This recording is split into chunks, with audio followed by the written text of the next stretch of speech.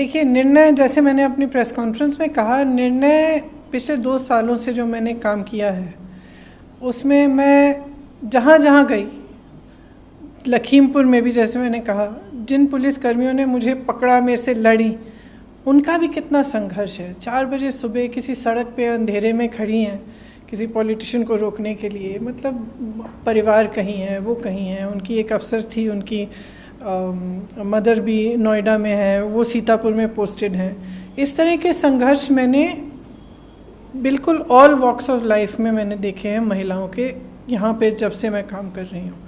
जैसे हमारी शिक्षा मित्र हैं, आशा बहुएँ हैं, आंगनवाड़ी की महिलाएं हैं। इस शिक्षा मित्रों ने जब प्रदर्शन किया अपने राइट्स के लिए तो पुलिस की लाठी पड़ी उनको काफ़ी चोट भी आई थी, जेल में डाल दिया गया।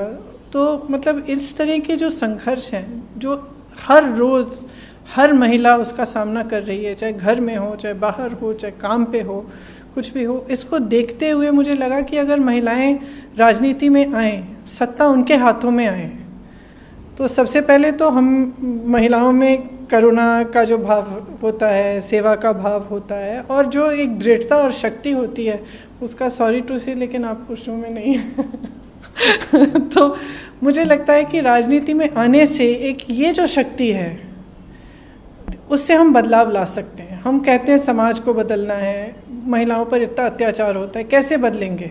कोई आके हमें मदद नहीं करेगा, हमें खुद अपना काम खुद करना पड़ेगा। तो मैं इसकी बहुत बड़ी बिलीवर हूँ, और मैंने सोचा कि इससे अच्छा मौका क्या हो सकता है कि चुनाव आ रहा है, इसमें भागीदारी हो, लड़े महिलाएं।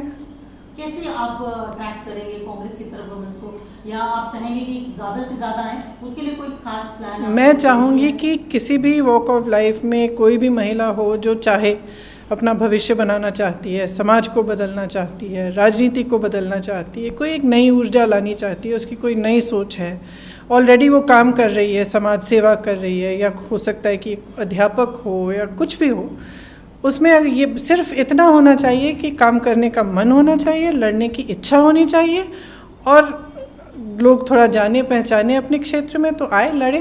तो मैं तो सबको इनवाइट कर रही हूँ, आप अगर टीवी पे देख रहे हैं मुझे, तो मैं आप सबको इनवाइट कर रही हूँ कि आप भी अपना आवेदन दीजिए, कोशिश करते हैं, एक नई क्रांति लाते हैं।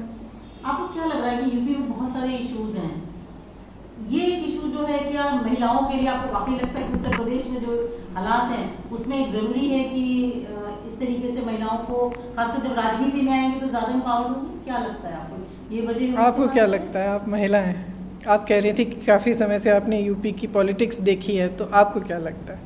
हाँ, ज़रूरत है, क्योंकि बदलाव आएगा ही नहीं अगर हम लोग आगे नहीं बढ़ेंगे। हम इंतज़ार करते रहेंगे कि कोई, और जब भी आप देखें तो ज़्यादातर जो पुरुष पॉलिटिशियंस हैं, जब वो बात करते हैं तो वो इन टर्म्स में बात करते हैं कि माताओं, बहनों, बेटियों, आपकी सुरक्षा करेंगे, आप पर नियंत्रण होना चाहिए। ये क्या बात हुई? आपने कभी सुना है कि कोई कह रहा है कि पिताओं, भाइयों, बेटों? क्यों नहीं कहते? हम महिला हैं तो हमारा भी अस्तित्व है, हम में शक्ति है, हम में क्षमता है, तो हमें लड़ना चाहिए। तो मेरी तो ये बिलीफ है कि क्यों नहीं, सबसे बड़ा तबका कौन सा है? अब जब भी राजनीति की बात करते हैं तो लोग कहते हैं ना कि ये कौन है आपके साथ, ये है वो। सबसे बड़ा तबका कौन सा है? महिलाएं हैं। और आज क्या चाहती हैं? अपना भविष्य बनाना चाहती हैं। खासतौर से जो नौजवान महिलाएं हैं जो काम के लिए जाती हैं, उनको डर लगता है कि कोई कुछ हो ना जाए उनको। ये माहौल चाहते हैं हम क्या अपने प्रदेश में? बिल्कुल, क्योंकि जब पावर हाथ में आएगा तो क्यों नहीं बदलाव आएगा। आज सत्ता का मतलब क्या है उत्तर प्रदेश में? पूरे देश में आप देखिए, सत्ता का मतलब क्या है कि आप खुलेआम पब्लिक के सामने लोगों को अपनी गाड़ी के नीचे कुचल सकते हो, आपको कोई नहीं कहेगा कुछ। बट ये तो गलत है ना। असली सत्ता क्या है कि आप उस सत्ता को इस्तेमाल करो लोगों की मदद करने में, बदलाव लाने में, इस समाज को बदलने में, राजनीति को बदलने में। तो मेरी समझ में तो इस सबसे अच्छी तरह से ये कार्य जो है महिलाएं ही कर सकती हैं। जो अदर पार्टीज हैं वो भी, चाहे वहाँ की राष्ट्रीय अध्यक्ष भी महिला क्यों ना हो, लेकिन उन्होंने नहीं देते हैं इतना टिकट्स वुमेन्स को। तो आपको लगता है कि और पार्टियों को भी सलाह होगी कि जैसे कांग्रेस? मेरी तो पूरी तरह से सलाह, क्यों नहीं, दीजिए, मौका दीजिए, ट्राई तो करिए।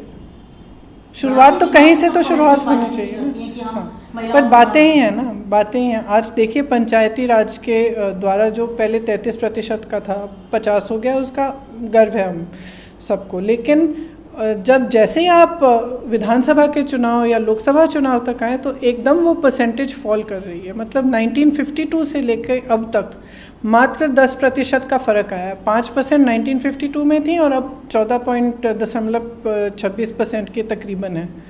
तो विधानसभा में हमारी मेरे ख्याल से 4000 से ज़्यादा विधायक हैं और कुछ 334 या ऐसा कुछ नंबर है जो 300 350 तक ही सीमित है महिलाएं।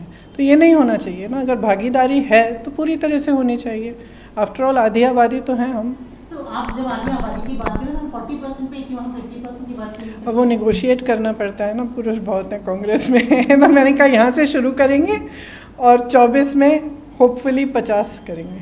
हम आशा, मेरी इच्छा तो यही थी 50 की। ये जो यूपीसीसी का एक मूव है जो बड़ा आपने सीजन आज दिया है, क्या आप इसको अदर अपने स्टेट जो आपके कांग्रेस शासित राज्य से, मैंने आपसे पहले भी सवाल किया था, क्या वहाँ पे लेके जाएंगे, खासकर पंजाब जहाँ पर वहाँ पे भी प्रपोज है चुनाव, वहाँ पर भी चुनाव होना है, तो क्या आप अपनी बात वहाँ पे भी कहेंगे? देखिए मैं तो उत्तर प्रदेश की इंचार्ज हूँ, तो यहाँ के निर्णय में मेरी ज़्यादा भागीदारी है। तो मैंने यहाँ पे हमने सबकी सहमति लेकर ये निर्णय लिया है। मैं तो कहूँगी कि सब मिसाल बनना चाहिए यूपी को और सबको फॉलो करना चाहिए। तो लेकिन वो निर्णय, एडवाइस तो है लेकिन वो निर्णय तो वही खुद लेंगे। पार्लियामेंट में अगर हम देखें तो ये महिला वुमेन रिजर्वेशन बिल बड़े लंबे समय से पेंडिंग, कांग्रेस के यूपीए के समय में आया, फिर वाजपेयी जी के समय में रुका, लगातार वो आज तक कहाँ है उसका पता नहीं। तो आपको लगता है कि क्या जब हम 40% की बात करें, आपके लिए नेक्स्ट 50% होगा, तो उस पर भी अब बात होनी चाहिए? बिल्कुल बात होनी चाहिए, बिल्कुल बात होनी चाहिए। क्यों नहीं होनी चाहिए? क्योंकि जब तक वो स्पेस नहीं मिलेगा, जैसे मैं कह रही हूँ, हम लड़ने की अपॉर्चुनिटी दे रहे हैं या स्पेस दे रहे हैं, आप लो, जिसको भी लड़ना आए मेरे पास लड़े। क्योंकि जब तक हम ये स्पेस लेंगे नहीं तब तक हमारा मतलब हम खुद को किस तरह से मदद कर पाएंगे। सॉरी, तो पार्लियामेंट में भी हम ये कह सकते हैं जो वुमेन रिजर्वेशन बिल है उसको मैं तो फुली उसके साथ हूँ, मतलब उसके पक्ष में हूँ। तो आप एडवाइस करेंगे अपनी पार्टी को भी या एडवाइजरी कमेटी को कि वो नेक्स्ट पार्लियामेंट में इसको कम से कम? मैं तो एडवाइस तो ज़रूर दूंगी, अब वो आगे जो होगा वो देखेंगे। हम महिलाओं को चुनाव लड़ाने की बात कर रहे हैं, पूछूंगी आप चुनाव लड़ेंगी, रायबरेली या अमेठी आपकी ट्रेडिशनल सीट है? एक ना एक दिन तो लड़ना ही है ना। तो हम कह सकते हैं कि नेक्स्ट 2022 के चुनाव में हम आपको विधानसभा में?